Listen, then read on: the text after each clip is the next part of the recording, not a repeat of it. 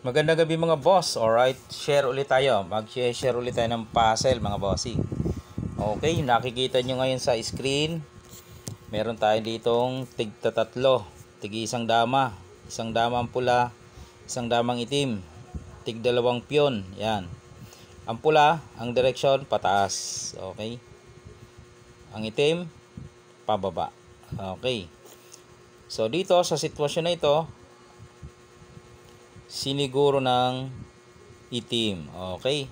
Ang purpose, kung iilag ang pula, makakain itong dama. Di tabla. Mangyari, no? Okay. Dito na tayo sa sitwasyon na ito. Siniguro. Yan. Ang tanong dito, o ang rules dito, ano ang tira ng itim? Ano ang tira ng pula para talunin ng itim? Mga bossing, hindi siya makakatabla. Talo siya dito maliwanag. Okay, pwede nyong i-post sandali at titigan para ma-analyze nyo ano nga ba ang tira ng pula para talunin ng itim. Okay, kaya pagmasdan nyo maigi mga bossing. Mayroong nagsasabi na tatakpan. Okay. Kapag tinakpan mo ang itim mga bossing, hindi yan lalagay dyan, hindi yan titira dyan, hindi yan titira dyan. Malamang itong itira nyan para hindi siya malanse. Kasi papakita ko sa inyo Kasi kung doon siya lalagay, halimbawa, talo siya dyan. Atras lang yan Oh, di ba? Matatalo siya dyan. Hindi naman siya lalagay dito kasi gaganyan lang yan. Mas lalo na.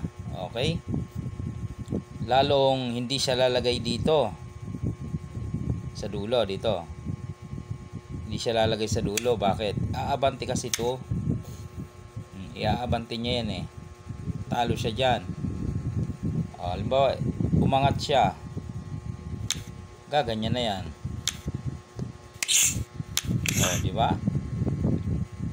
Paano kung doon magaganto lang? Matatalo na naman. Okay? Paano kung piyon ang itira? Gaganyan lang din. Pagkain, kakain hanggang dulo. Wala siyang tira, susulong, kakainin. Ayun. Kaya sinasabi ko sa inyo na kapag itong itinira ng pula, dito siya. Para tumabla siya, di ba? Ay ang kailangan natin, dapat hindi siya tatabla. Pag nakapunta na yun dyan, ay malakas na ang pwersa niyan. Saan titira ang pula? Pag iniwanan niya to, kakain, tabla na. Okay?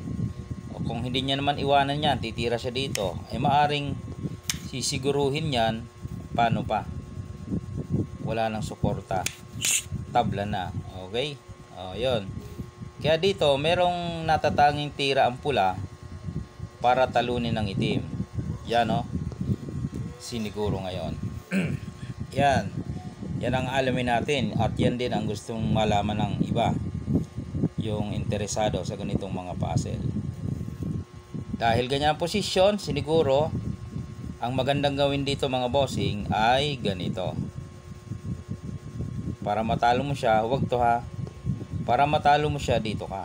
Sasabay ka dito. Yan. Mamimili ng kain. Dito siya kakain or dito. Yan. Wala naman tayong rules ng obligado dama, kasi tig-isa lang naman ang kakainin. Pwedeng kumain ng dama kung gusto niya o kaya ang piyon. Unahin natin ang dama. Halimbawa, dama ang una niyang kinain. Yan. Halimbawa, dama ang una niyang kinain. Ang gagawin mo dyan, tatakpan mo lang yan. Sa part na yan, wala na. Lahat ng sulong niya dyan, puro talo na. Bawal siya dito, dito, dito. Bakit? Gaganyan lang yan di ba? Balik natin. Pag sa dulo naman, gaganyan naman. madadalawan siya, di ba? paano kung piyon ang itira? Ayun naman ang gagawin mo. Ibubukas mo lang, kakain ka lang, sagad yan. No choice, talo. Okay, nakita na. Doon sa kabila. Ito yung key move. Kanina itong ikinain. Paano kung piyon ang ikinain?